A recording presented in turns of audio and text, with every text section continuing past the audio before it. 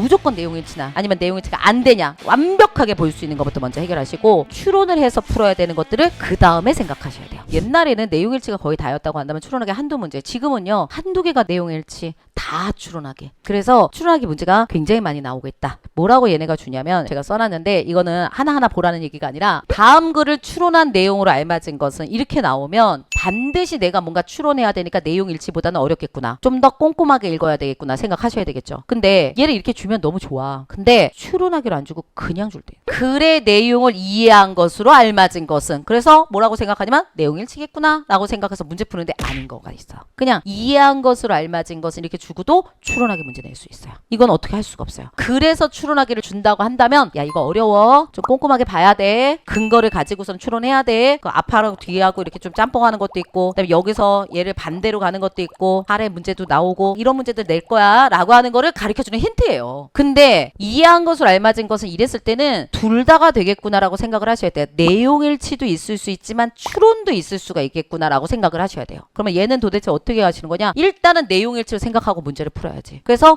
완벽하게 나온 것들 동그라미 1번, 2번, 3번, 4번 하면은 내용일치로 풀 수 있는 거를 두 가지를 푸시고 그리고 내용일치로 안 되면 내용일치하고 추론하기 하고 짬뽕 시켰구나 라고 생각하면서 갈 수밖에 없어요. 풀면서 볼 수밖에 없다는 얘기예요. 모든 추론하기가 다 추론하는 것으로 알맞은 것으로만 내지는 않는다. 그러면 얘네들 풀 때 추론이 어디까지 되는지가 참 우리가 미치는 거거든요. 이게 내용일치인지 아닌지 잘 모르니까 추론할 수도 있으니까. 그럼 어떻게 가셔야 되냐? 첫 번째는요. 완벽한 내용일치. 걔네부터 먼저 찾으세요. 완벽하게 내용이 일치되느냐 안 되느냐라는 거 이거부터 해결하시는 거예요. 이거부터. 근데 뭐 2번쯤 갔는데 이걸로 이렇게 확장적으로 좀 더 생각할 수도 있을 것 같고 요렇게 통해 가지고 이게 좀 약간 추론할 수도 있을 것 같고 이런 것들 놔두고 그런 것들 먼저 하지 말고 무조건 내용일치나 아니면 내용일치가 안 되냐 그러니까 완벽하게 볼 수 있는 것부터 먼저 해결하시고 그 다음 두 번째 추론을 해서 풀어야 되는 것들을 그 다음에 생각하셔야 돼요. 왜 이런 얘기를 하냐면 추론한 것으로 가장 알맞지 않은 것으로 우리가 이게 좀 더 쉬우니까 이렇게 문제 많았어요. 그랬더니 내용일치가 되네. 얘도 내용일치가 되네. 얘는 추론해서 될 수 있을 것 같기도 하고 아닐 것 같기도 하고 그런 거야. 그 다음에 얘는 내용 일치가 아예 안 돼. 추론했을 때 가장 적절하지 않은 것은 몇 번이에요? 4번이죠. 내용 일치가 안 되는데 어떻게 추론합니까? 맞죠? 이건 그냥 밀어야지.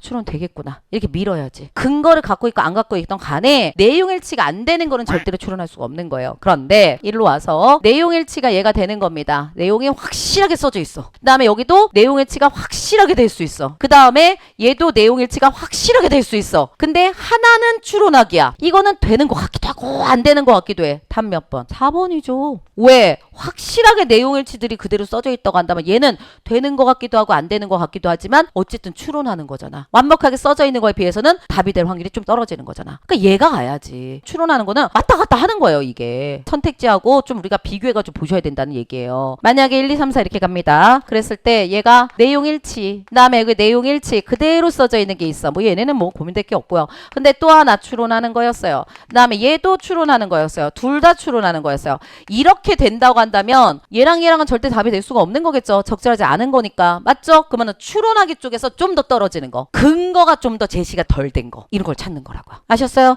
그러니까 추론해서 알맞지 않은 거의 첫 번째는 내용일치 안 되는 거. 내용일치가 안 되는 것은 무조건 알맞지 않은 거에 정답이 되는 것이다. 이거고 그 다음에는 뭐예요? 추론하는 것들에서 근거가 좀 약한 거. 그 다음에 추론하는데 불구하고서는 어때? 근거가 조금 더 센 거. 이거 근거가 좀 더 잘 제시된 거. 그리고 마지막은 뭐겠어요? 내용일치. 내용일치가 완벽하게 되는 애들은 뭐가 되는 거라고요? 얘는 추론한 거로 적절하지 않은 걸로 절대 들어갈 수가 없다. 그러니까 이 순서 이거 꼭 잘 봐놓으셔야 돼요. 그래서 여기 가면은 얘가 좀 근거가 낮아. 그 다음에 얘는 좀 근거 부분이 좀 더 강하게 좀 제시되어 있는 것 같아. 이렇게 된다고 한다면은 적절하지 않은 거 찾아라. 그럼 몇 번 되는 거예요? 3번. 이렇게 되는 거라고요. 이거 잘 하셔야 됩니다. 이거. 왜 이 얘기를 드리냐면은 맨날 뭐라고 하냐면 선생님 언제는 추론하라고 하고 언제는 추론하지 말라고 하고 막 너무 헷갈려요. 뭐 이런 얘기 하거든요. 왜? 다른 선택지와 비교를 해야 되기 때문에 그런 거예요. 추론하기 위해서는.